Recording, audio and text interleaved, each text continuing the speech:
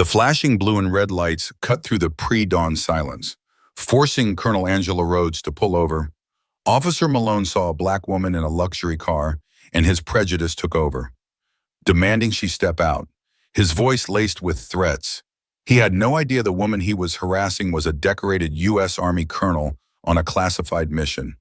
Her calm defiance in a single phone call would soon expose his blatant racism, dismantle a corrupt police department, and ignite a national reckoning. The hum of the engine was a rhythmic comfort against the pre-dawn silence, a steady counterpoint to Colonel Angela Rhodes's thoughts. She gripped the steering wheel of her luxury sedan, the expensive leather cool beneath her palms. The road ahead, a ribbon of asphalt cutting through the fading darkness, stretched towards the classified meeting at the military base. Precision and punctuality were ingrained. A second nature honed over decades of service. Today was no exception. Every detail of her journey had been calculated, from the route to the precise moment of departure. The only variable, the one she had no control over, was the unseen. Suddenly, a blinding flash of blue and red erupted in her rearview mirror. Angela's jaw tightened. She checked her speed, perfectly legal. Her lights were on, seatbelt fastened, no erratic lane changes. Yet, the flashing lights persisted, growing larger, closer. She signaled, pulling smoothly to the shoulder. Her movements deliberate, practiced. She killed the engine, placing her hands on the steering wheel, palms flat, visible. This was standard procedure. Her mind, sharp and analytical, ran through possible scenarios, none of them adding up. The patrol car, a hulking silhouette, stopped a calculated distance behind her. The driver's side door creaked open, and a figure emerged, backlit by the cruiser's strobing lights. Officer Malone. His posture was aggressive, shoulders squared, hand resting on his holstered weapon. He moved with a heavy, deliberate tread, his gaze fixed on her vehicle. Angela watched him approach, her expression unreadable. She knew this dance. She had seen it play out countless times on dashcam footage and news reports. The casual suspicion, the immediate assumption of wrongdoing, often amplified when the driver was black and female. Studies show black drivers are disproportionately stopped by police compared to their white counterparts. Malone reached her window, his face grim, eyes narrowed.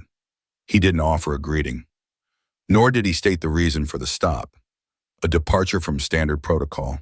Instead, his voice cut through the stillness, laced with a hostile edge. License and registration. Now. Angela remained calm. Good morning. Officer, is there a problem? I asked for license and registration. You look suspicious. His voice was sharper now, impatient. He leaned in, his gaze sweeping over the luxury interior of her car, then back to her face. What are you doing out here at this hour in a car like this? I am on my way to a meeting, Angela replied, her tone even, her hands still visible on the steering wheel. She did not reach for her documents. Years of military discipline had taught her the importance of controlling the situation, of not reacting impulsively. She assessed Malone, noting the tension in his stance, the slight tremor in his hand on his weapon. This wasn't a routine stop. This was something else. This was personal. A meeting, Malone scoffed, a sneer twisting his lips. Driving a car like this? Right. Step out of the vehicle. Now, his voice rose, demanding, threatening. He gestured imperiously toward the door. Immediately. Hands where I can see them.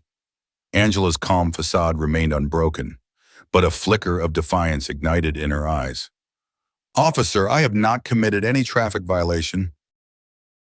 I am en route to a time-sensitive, classified military briefing.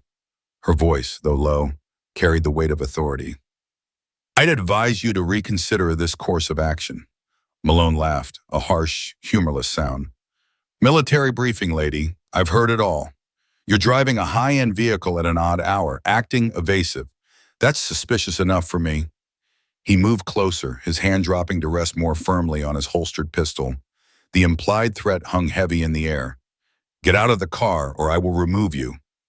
Angela's gaze met his, unwavering, steaming. She knew the implications of his threat, the escalation he was pushing. She could comply, or she could stand her ground. But the stakes were higher than a mere traffic stop. She glanced at her watch. The meeting couldn't be missed. Her information was critical. Without breaking eye contact with Malone, Angela slowly, deliberately, reached for her phone with one hand, keeping the other firmly on the wheel. Officer, I am making a call to my chain of command. This situation requires immediate clarification. Malone's eyes widened slightly, a flicker of surprise, then hardened into renewed anger. He opened his mouth to object, but Angela was already dialing, her thumb a blur against the screen. The tension in the air crackled, a silent standoff. The immediate shift in power was subtle but palpable. Malone's initial confidence wavered, replaced by a nascent uncertainty. This was not the typical civilian he was used to intimidating. This was different. He watched, stunned. As she raised the phone to her ear, Angela's thumb hovered over the call button, her gaze still locked with Malone's. The air between them hummed with unspoken challenge. He was a bully, accustomed to instant compliance, and her defiance was a direct affront. A quick, internal debate flared and died. Protocol demanded discretion, but the urgency of her mission, coupled with Malone's escalating aggression, left her no choice. She pressed the button, putting the call on speaker. The line connected almost instantly, a soft click followed by a crisp, professional voice. Pentagon Operations, identify yourself. Malone visibly flinched, his eyes widened, a flicker of disbelief crossing his face. He glanced back at his patrol car, where Lieutenant Miller sat. Seemingly oblivious, but Angela knew better. Miller had heard. This is Colonel Angela Rhodes, U.S. Army, Angela stated, her voice clear and resonant, devoid of any panic. I am currently detained by Officer Malone of the local police department. I am en route to a classified briefing. He is refusing to accept my identification and is attempting to remove me from my vehicle. There was a brief, pregnant silence on the other end, then the voice, now sharper, more urgent. Colonel Rhodes, confirm your location. We show you approximately 10 minutes from your destination. Affirmative, Angela replied, her eyes never leaving Malone's face. She watched the color drain from his cheeks, his aggressive posture softening, ever so slightly. The bravado began to chip away, replaced by a dawning realization. Stand by, Colonel. Immediate action initiated. The line clicked dead. Malone gaped, his mouth slightly open. He looked from Angela to his patrol car, then back again, his mind visibly scrambling to process the sudden, jarring shift in authority. The suspicious woman he had been harassing was not just a civilian, but a high-ranking military officer, and she had just called the Pentagon. Suddenly, his police radio crackled to life from his patrol car, loud enough to be heard clearly in the silence. It was the dispatcher's voice, strained and urgent. Officer Malone, Lieutenant Miller, immediate priority message. Stand down, repeat, stand down. Do not engage with this driver of the vehicle you are currently attempting to stop. We have multiple calls from the military. Colonel Angela Rhodes is cleared. She is on official. Classified business. Any interference will result in severe repercussions. Confirm receipt. Malone slowly reached for his own radio, his hand trembling slightly. He managed a choked. Received. Stand down. His eyes, now wide with a mix of fear and disbelief, darted to Angela. The bluster was gone, replaced by a pallid, almost sickly expression. Lieutenant Miller, who had been observing the entire exchange from the passenger seat, finally emerged from the patrol car. He walked quickly, but without Malone's earlier aggressive swagger. His face was a mask of professional concern, a stark contrast to Malone's rapidly unraveling composure.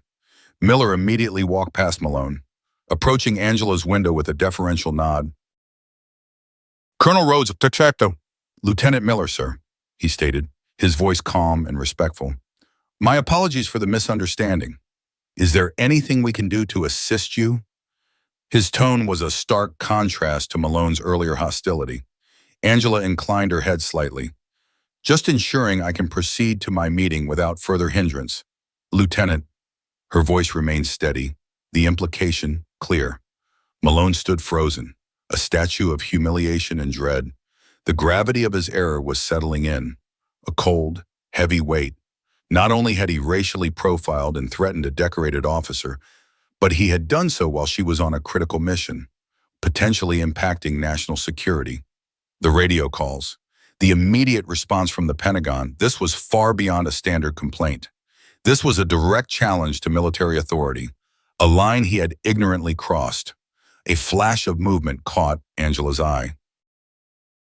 On the opposite side of the road, a car had pulled over, its occupants already filming with cell phones. The word live stream flashed ominously in her mind. The anonymous bystander, a critical element of the supporting characters, was already at play, capturing the escalating drama. This incident, already a catastrophic failure for Malone, was now public. Just then, two black SUVs, unmarked but unmistakably government vehicles, screeched to a halt behind the patrol car. Doors swung open, and uniformed military personnel, armed and alert, emerged, their expressions grim. The military security team had arrived. Their presence, sudden and imposing, solidified the shift in power. Malone's ill-fated traffic stop had just become a federal incident. The blue and red lights of his cruiser, once a symbol of his authority, now seemed to mock him, illuminating his public downfall. The military security team, clad in tactical gear, moved with synchronized precision. Their lead, a stern-faced master sergeant, approached Angela's window, his hand respectfully at his brow. "Colonel Rhodes, we apologize for this egregious delay. Your escort is here." His gaze flicked to Malone, still frozen in disbelief, then to Miller, who stood rigidly at attention. The unspoken message was clear. Jurisdiction had shifted. Angela nodded, her expression unwavering. "Thank you, Master Sergeant. I need to be at the base immediately." The Master Sergeant turned, his voice booming with authority. "Officer Malone, you are to stand down. This is a matter now under federal jurisdiction. Any further interference will be considered obstruction of military operations." His eyes narrowed. "Your vehicle is being secured. You are no longer cleared to operate it." Malone's face contorted in a silent protest. He opened his mouth, but no words came out. His hands twitched, instinctively reaching for his keys, then dropping uselessly to his sides. The military personnel surrounded his patrol car, their movements swift and decisive, effectively taking control of the scene. One of them, a lean, watchful corporal, approached Malone directly. "Sir, please hand over your sidearm and badge." This was the ultimate humiliation, the professional equivalent of a public flogging. Malone's eyes darted wildly, seeking an escape, a loophole. He glanced at Lieutenant Miller, a desperate plea in his eyes, but Miller's gaze was fixed on the ground. A palpable distance between them. The betrayal was swift and absolute. Miller was protecting his own career, a silent acknowledgement that Malone had crossed a line that no union or police brotherhood could excuse. "On what grounds?" Malone finally rasped, his voice hoarse, a shadow of its former aggressive tone. "Insubordination, obstruction of a federal officer, and a preliminary investigation into racial profiling," the corporal stated flatly, his voice devoid of emotion. "Orders are from General Vance directly. Do not resist." The mention of General Vance, a formidable figure in military command, sent a fresh wave of terror through Malone. This wasn't just a reprimand, this was the end. His career, his reputation. Everything he thought he had built was crumbling before his eyes. Broadcast live to an unknown number of viewers. The live stream, a tiny red dot on a bystander's phone across the road, felt like a burning spotlight. "No, wait," Malone stammered, his eyes wide with panic. "This is a misunderstanding. I didn't know. Ignorance is no excuse." "Officer." The master sergeant interjected, his voice cold and hard. You were clearly informed. You chose to escalate. Just then, Malone's own radio crackled again, this time with a voice that sent a shiver down his spine. It was Captain Evans, his precinct commander, and his voice was laced with barely contained fury. Malone, do you copy? You are relieved of duty, effective immediately. Return to the precinct. Your weapon and badge will be collected upon arrival. Do not speak to anyone. Do not pass go. You are suspended pending full investigation. And Malone, I swear to God, if this blows up bigger than it already is, I'm personally going to make sure you never work in this county again.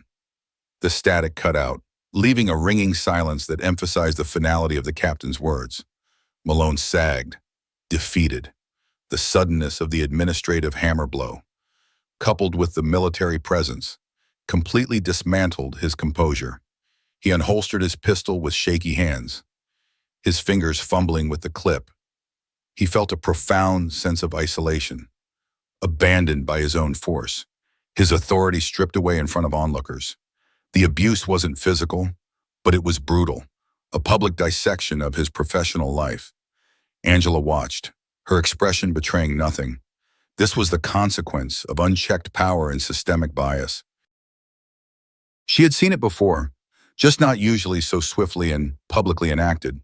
She saw the immediate aftermath, the internal panic of the officer, and knew this was just the beginning of a much larger unraveling. With the scene secured and Malone disarmed, Angela's escort moved to open her car door. Colonel, we are ready to proceed. As Angela stepped out of her car, she cast one last look at Malone. He stood amidst the military personnel, a picture of utter desolation. His uniform no longer a symbol of authority, but a shroud of his own making. The blue and red lights of his impounded cruiser continued their silent flashing, a grim beacon for the growing number of news vans now visible on the horizon, racing towards the scene. The public spectacle was just beginning, and Malone was at its center. As Angela was escorted to the waiting black SUV, her security detail moved with practiced efficiency, forming a protective perimeter. The master sergeant held open the rear door for her, his eyes scanning the periphery for any lingering threats or unwanted attention.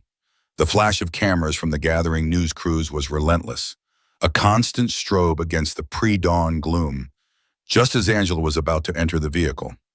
A voice, surprisingly clear and resolute, cut through the growing din. Wait, Colonel Rhodes, everyone turned. It was Lieutenant Miller, Malone's former partner, who had until this point maintained a posture of distant neutrality.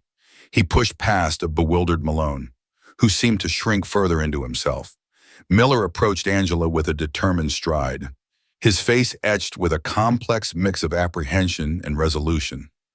Lieutenant Miller, Angela acknowledged, her eyebrows slightly raised, intrigued by his unexpected intervention. Miller stopped a respectful distance away, his eyes meeting hers. Colonel, I need to say something. He glanced quickly at Malone, then back at Angela, his jaw tightening. What Officer Malone did was wrong, unacceptable, and it's not just him. His voice dropped, but his conviction grew. This isn't an isolated incident. Colonel, it's a pattern. Malone has a history, a long one, of stops like this, especially with black drivers, especially women, especially if they're in a nice car. A ripple went through the military security team. Even the stoic master sergeant exchanged a glance with his corporal. This was more than just an apology. This was a whistleblowing act, an internal condemnation. Malone, I'm hearing Miller's words, let out a choked sound of protest. Miller, what are you doing? Miller ignored him, his gaze fixed on Angela. He's been warned before. Internal affairs reports, citizen complaints, they always get buried or dismissed as misunderstandings. He's protected by Captain Evans, by the whole precinct, because he brings in numbers. He plays the game. But this is too far, and I'm tired of it. His confession was an act of raw defiance, a direct challenge to the corrupt system he was embedded in. It was a betrayal of his partner. Yes, but a loyalty to a higher principle of justice.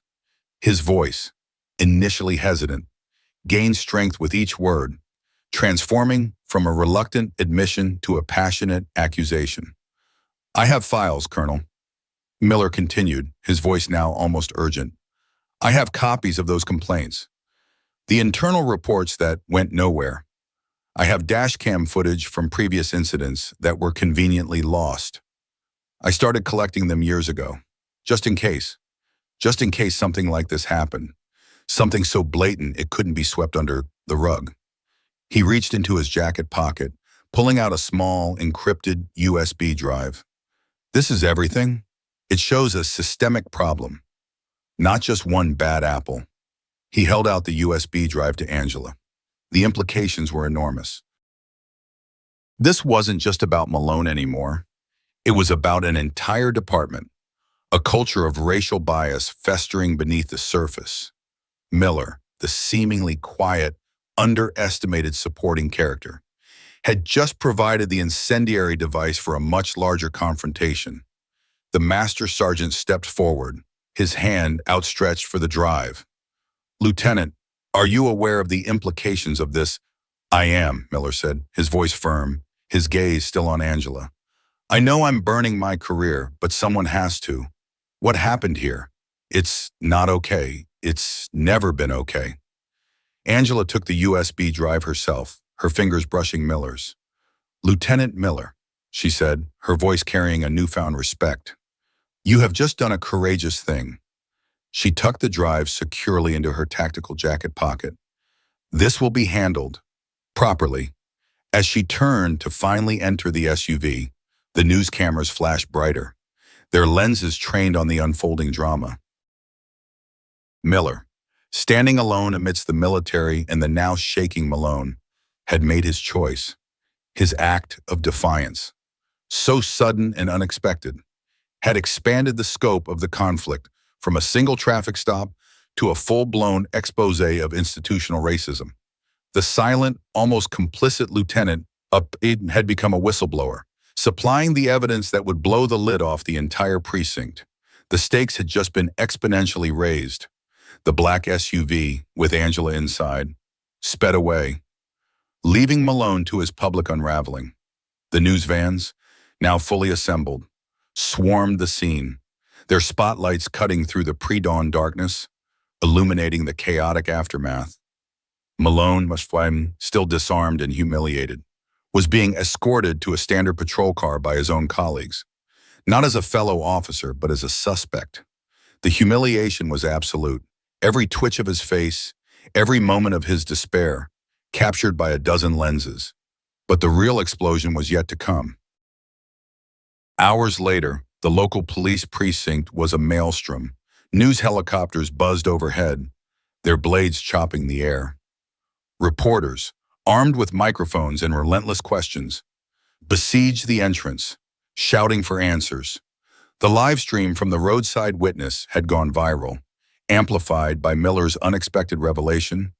The USB drive, now in the hands of military intelligence, was already yielding damning evidence. Inside Captain Evans's office, the atmosphere was suffocating. Evans, a burly man with a perpetually flushed face, paced like a caged tiger. Malone sat slumped in a chair, his face ashen, still struggling to comprehend the depth of his downfall. Lieutenant Miller, stony-faced and defiant, stood nearby, flanked by his legal representative, a sudden addition who had appeared as soon as Miller's whistleblowing went public.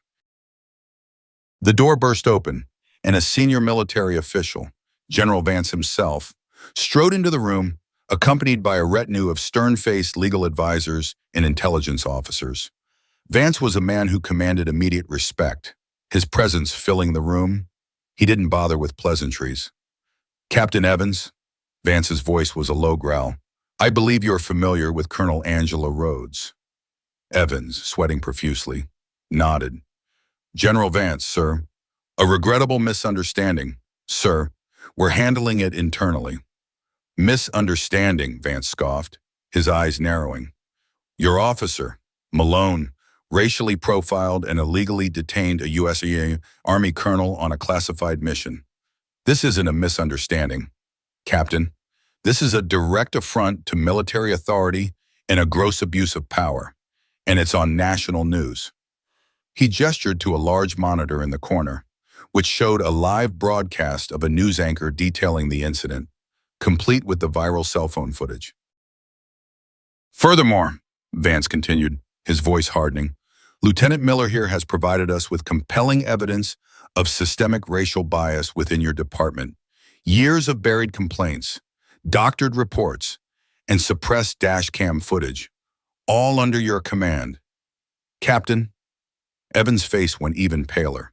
He shot a venomous glare at Miller, who met his gaze without flinching. The betrayal, from Evans's perspective, was complete. "This is baseless. Miller is a disgruntled employee," Evans stammered, his voice cracking with desperation. "Baseless," Vance raised an eyebrow.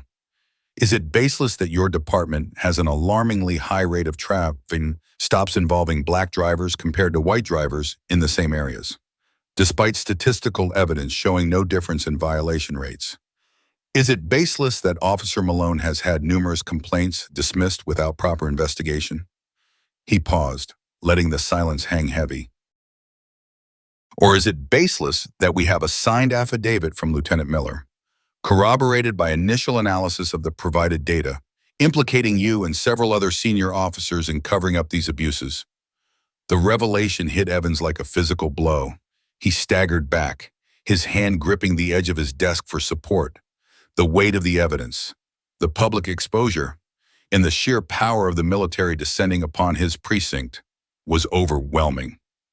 Suddenly, a voice boomed from the doorway. "Captain Evans, you are relieved of duty." It was the police chief, flanked by internal affairs investigators, his face grim. The chief, a politically astute man, had been monitoring the escalating crisis and knew when to cut his losses.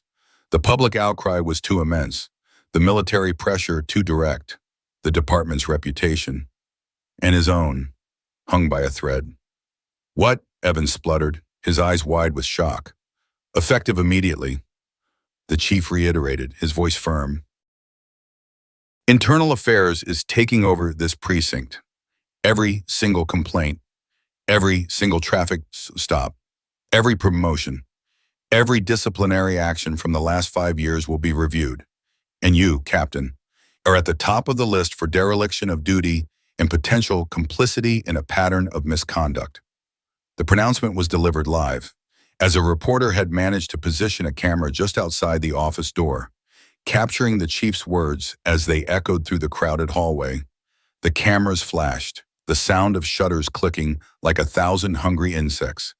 Evans's public downfall was complete, witnessed by his own officers, by the military, and by the entire nation through the omnipresent media. The immediate power shift was absolute, swift, and undeniable. The chief's declaration hung in the air, a guillotine blade dropping on Captain Evans's career. The immediate aftermath was a flurry of controlled chaos. Internal affairs officers, led by a no-nonsense inspector, swarmed Evans's office, systematically securing files, seizing computers, and escorting Malone out in handcuffs. The flash of the handcuffs, caught by a rogue camera lens through the half-open door, sent another ripple of shock through the already beleaguered precinct. Malone, now stripped of his uniform and dignity, was formally placed under arrest for obstruction, insubordination, and civil rights violations. His desperate pleas and angry outbursts were met with steely silence from the IAA officers. Every active complaint, every closed case involving racial bias, every dash cam video, every internal memo related to Officer Malone and anyone else implicated in these files, it all goes into lockdown, the IA inspector announced, his voice cutting through the stunned silence. No exceptions, no shredding, no lost evidence. Outside, the public backlash was instantaneous and furious. Social media exploded with widespread condemnation of the incident and calls for accountability. News channels ran continuous coverage, dissecting every detail, interviewing legal experts and civil rights activists. The cell phone footage of Malone's initial aggression, juxtaposed with the arrival of the military and Miller's unexpected confession, played on an endless loop. Pundits debated the systemic issues, while ordinary citizens expressed outrage at the blatant abuse of power and racial profiling. Protests erupted spontaneously in cities across the country. Chants of "no justice, no peace" echoed through downtown streets. The incident, a seemingly isolated traffic stop, had ignited a nationwide conversation about policing and accountability. The sheer audacity of Malone's actions, coupled with the immediate, high-level military intervention and Miller's courageous whistleblowing, provided a perfect storm for public outrage. Meanwhile, back at the precinct, Lieutenant Miller was being hailed as a hero by a handful of younger, disillusioned officers who had long harbored similar frustrations but lacked the courage to act. They approached him cautiously, offering words of support, a quiet acknowledgement of his bravery. His lawyer, a sharp, experienced public defender, was already making arrangements for his protection and preparing for the inevitable fallout. Miller knew his career was likely over, but he had traded it for something far more valuable, a chance at real change. The repercussions rippled beyond the immediate players. The mayor's office released a statement condemning the actions of Officer Malone and Captain Evans, promising a full, transparent investigation and systemic reforms. They had no choice. The pressure from the public, from civil rights organizations, and now directly from the Pentagon, was simply too immense to ignore. Angela, having completed her classified briefing, was already formulating her next steps. The incident was no longer just a personal affront. It was an opportunity. The military, initially involved to ensure her safe passage and protect classified information, now saw the broader implications. General Vance had assured her of the military's full support in pushing for accountability within the local police department. They viewed it as a matter of national security and the protection of their personnel. As the day wore on, the police precinct remained under virtual siege. The American flag, hanging limply from its pole outside, seemed to cast a long shadow over the building, a stark reminder of the ideals it was supposed to represent versus the stark reality of the corruption within. The power had shifted decisively. The oppressors, once seemingly untouchable, were now under investigation, their careers shattered, their reputations in tatters. The public, armed with knowledge and outrage, was demanding justice, and this time it felt like they might actually get it. The confrontation had turned into a full-scale reckoning. The initial whirlwind of public outrage and internal police turmoil began to settle, morphing into a grinding, meticulous investigation. Colonel Angela Rhodes, now back in her uniform and operating from a secure military facility, was not content to simply move on. The incident with Malone was a symptom, not the disease. She saw the opportunity, a crack in the wall of systemic corruption, and she intended to exploit it. Her first move was strategic. She refused any formal public statements, instead channeling her energy into private, high-level consultations. General Vance was her key ally. He convened a special task force, a joint military-civilian entity, to oversee the investigation into the local police department. Angela, though not directly leading it, was its undeniable moral compass and strategic advisor. She provided the context, the understanding of how such casual racism could fester and metastasize within an organization. "This isn't just about one bad officer, General," Angela stated during a closed-door briefing, her voice calm but firm. "It's about the environment that allowed him to operate with impunity for so long. The buried complaints, the dismissals, the pressure on officers like Lieutenant Miller to conform or be marginalized. That's where the real cancer lies."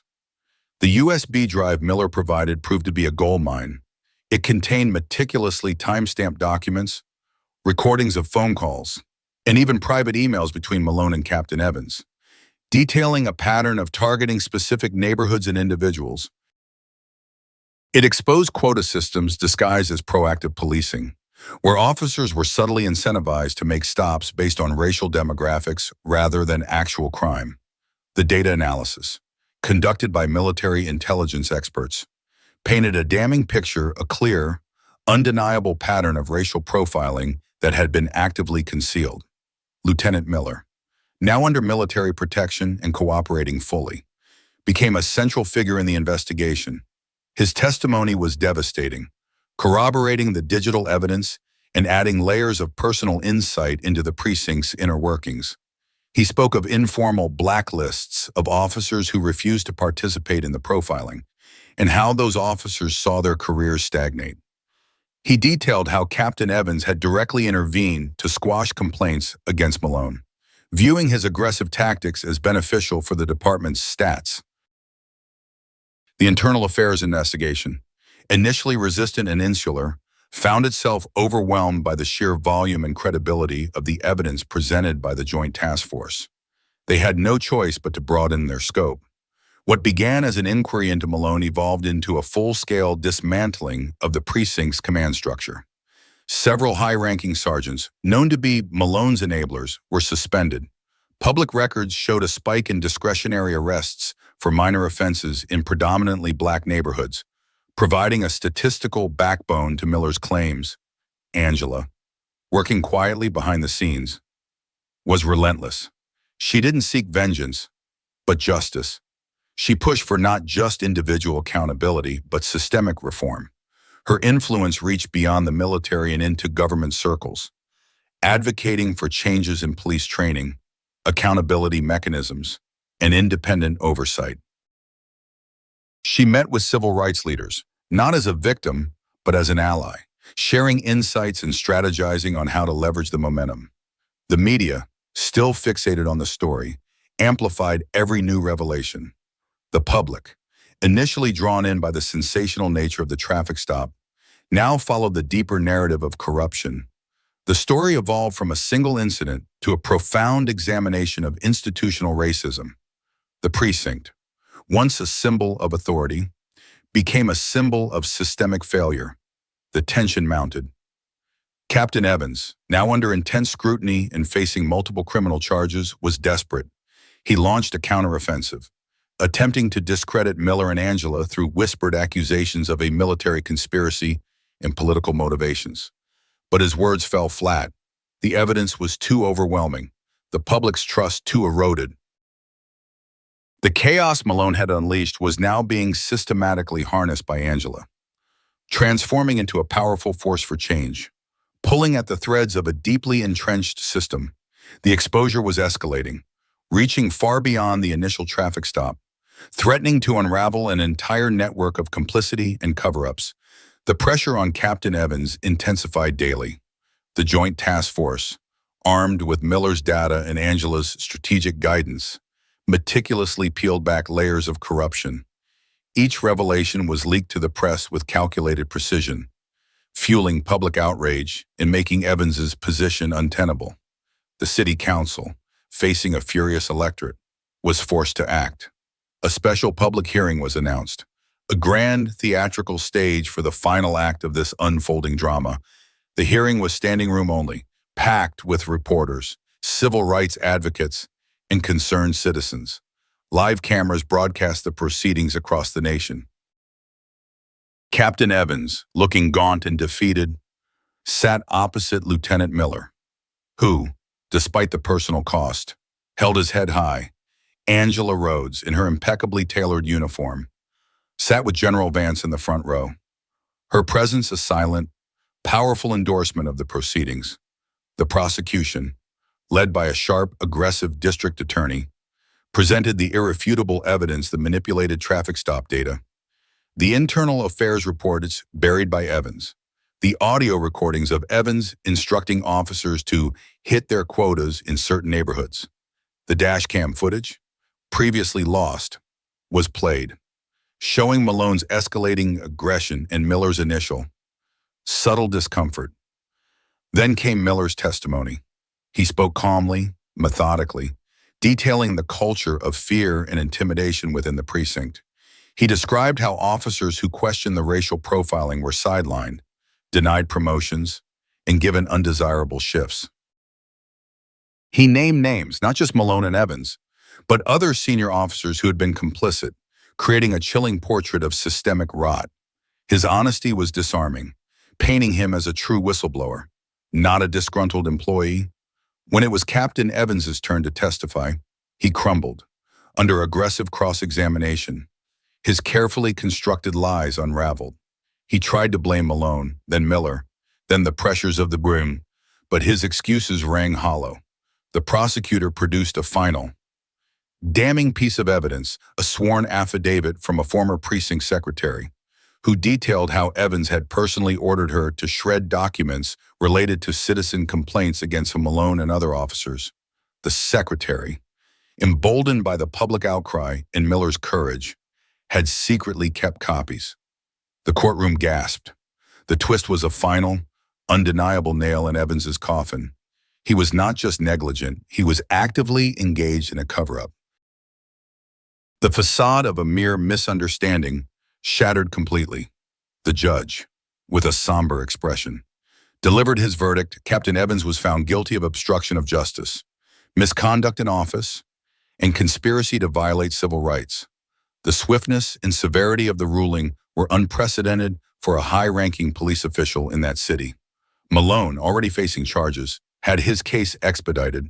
With the evidence from Miller and the secretary now overwhelming, the aftermath was immediate and far-reaching. The entire command structure of the local police department was dismantled. Key officers, implicated by Miller's testimony and the recovered evidence, were suspended or forced to resign. A new police chief was appointed, vowing sweeping reforms and community engagement. The city initiated mandatory racial sensitivity training, established an independent civilian review board with real power, and revised its policing policies to eliminate racial profiling. Angela Rhodes, who had remained a quiet force behind the scenes, suddenly found herself thrust into the national spotlight. Her refusal to back down, her quiet strength in the face of injustice, and her strategic use of military and public pressure transformed her into a symbol of resistance against systemic racism. She delivered a rare public address, not a fiery speech, but a calm, resolute call for accountability and empathy. "This is not about vengeance," she stated, her voice clear and resonant. "It is about ensuring that every citizen, regardless of their skin color, can drive on our roads without fear, and that our institutions uphold the very principles of justice they are sworn to protect." The image of Colonel Angela Rhodes, a black woman in uniform, standing tall and demanding justice, resonated deeply. She became a powerful emblem of change, inspiring countless others to speak out against injustice. The story of the racist cop had begun as a personal humiliation, but ended as a catalyst for profound, systemic change. All because a black woman, underestimated and targeted, chose to fight back with unwavering dignity and strategic precision. The oppressor was outmaneuvered, and the resistance had found its enduring symbol.